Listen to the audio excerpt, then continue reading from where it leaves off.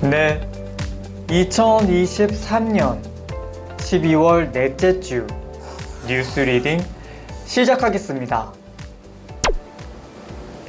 한밤중 전조등이나 후미등을 켜지 않고 달리는 이른바 스텔스 차량을 곧 볼 수 없게 됩니다. 정부가 새로 만드는 차량에 대해 야간에 자동으로 등이 켜지도록 강제하는 등의 관련 법안을 입법 예고했습니다. 내년 9월부터 모든 신차에는 이런 기능이 탑재되고 기존 모델은 생산계획 변경 등을 고려해 2027년 9월부터 시행합니다. 급발진 의심사고 등의 책임을 가릴 때 사용되는 사고기록 장치 EDR의 기록 항목도 추가됩니다. 그동안 사고 이력이 많은 대리운전기사는 보험가입이 거절되었으나 내년부터는 사고 횟수별 할인과 할증 제도가 도입돼 보험가입이 쉬워질 전망입니다.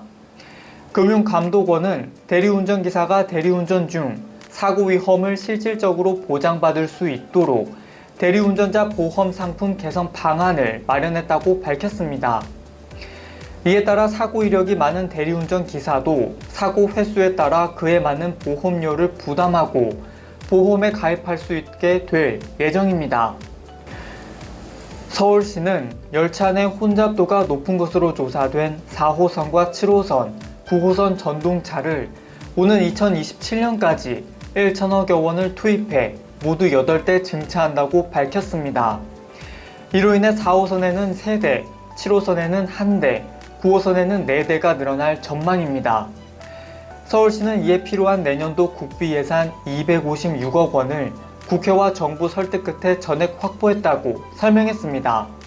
서울시는 가족을 돌보느라 생계가 부담되는 가족돌봄 청년과 생활 수준은 어렵지만 제도상 지원을 받지 못하는 저소득층 등 500가구를 대상으로 새해 안심 소득을 지원한다고 밝혔습니다.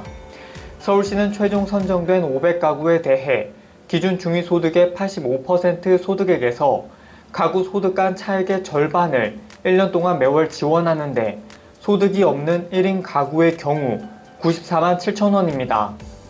서울시는 내년 1월 2일부터 12일까지 온라인 서울복지 포털을 통해 신청할 수 있다고 말했습니다. 대학들이 내년 등록금을 올해보다 최대 5.64% 올릴 수 있게 됐습니다. 교육부는 2024학년도 대학 등록금 인상률 산정 방법을 발표하며 법정 한도를 전년도보다 1.79%포인트 높은 5.64%로 결정했습니다.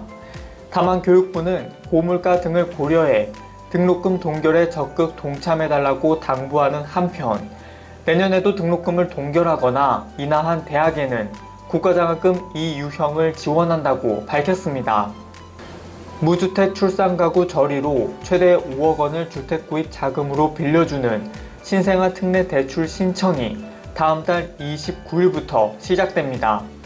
대출 신청일 기준 2년 내에 출산 또는 입양한 무주택 세대주가 대상으로 집값 9억 원 이하, 전용 면적 85m² 이하의 주택을 구입할 경우 최저 1.6% 금리로 최대 5억 원까지 빌릴 수 있습니다. 대출 지원을 받기 위해서는 주택 구입 대출 기준 부부 합산 연 소득이 1억 3천만 원 이하, 순자산 4억 6천9백만 원 이하 등의 조건도 충족해야 합니다. 공공기관 직원용 예식장 일부가 앞으로는 시민들도 이용할 수 있게끔 개방됩니다. 기획재정부는 공공기관 운영위원회를 열어 공공기관 보유시설, 장비 개방 활성화 방안을 마련했다고 밝혔습니다. 한국전력공사의 서울 서초구 아트센터 양지홀, 한국토지주택공사 LH 진주 본사의 남강홀 등 4개 시설을 예비 부부 등 시민도 이용할 수 있게 한다는 것입니다. 알리오플러스 사이트에서 이들 예식장의 예약 현황을 확인하고 이용하면 되는데 내년 1월 15일부터 해당 기관 직원들과 같은 비용으로 예약할 수 있습니다. 내년 19살이 되는 청년 16만여 명에게 공연과 전시 등 순수예술 관람에 쓸 수 있는 15만원의 문화예술 패스가 지급됩니다. 문화체육관광부는 문화예술 3대 혁신 전략 10대 핵심 과제를 발표하고 문화예술 패스가 청년층의 문화예술 향유 기회와 잠재 관객인 청년의 문화 소비를 늘려 순수예술 시장을 확대할 것으로 기대했습니다.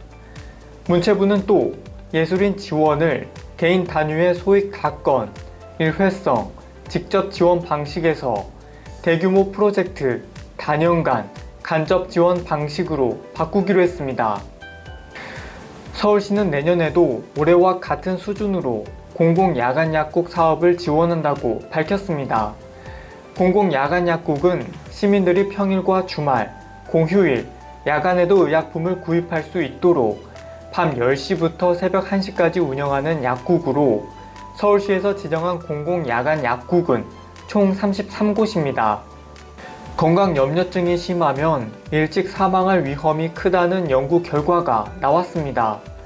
스웨덴 카롤린스카 의과대학 정신의학연구센터 임상신경과학부의 데이비드 마타익스 콜스 교수 연구팀이 스웨덴 인구 건강조사 데이터베이스 자료를 분석한 결과 이 같은 사실이 밝혀졌다고 미 일간 워싱턴 포스트 인터넷판이 보도했습니다.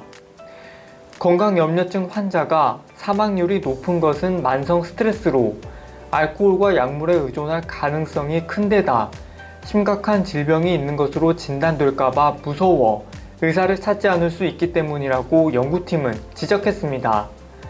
따라서 건강염려증은 더욱 관심을 갖고 적극적으로 치료할 필요가 있다고 연구팀은 강조했습니다.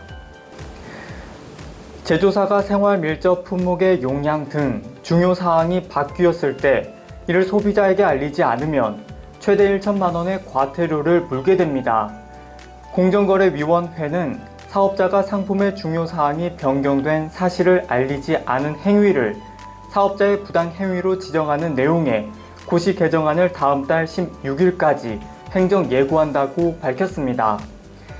적용 대상 품목은 국민 실생활에 밀접한 품목 위주로 대상 제조사는 용량 등 중요 사항이 바뀌었을 때 이를 한국소비자원에 통보하고 포장 등 표시하거나 홈페이지, 판매 장소에 게시하는 등의 방법으로 변경 내용을 알려야 합니다.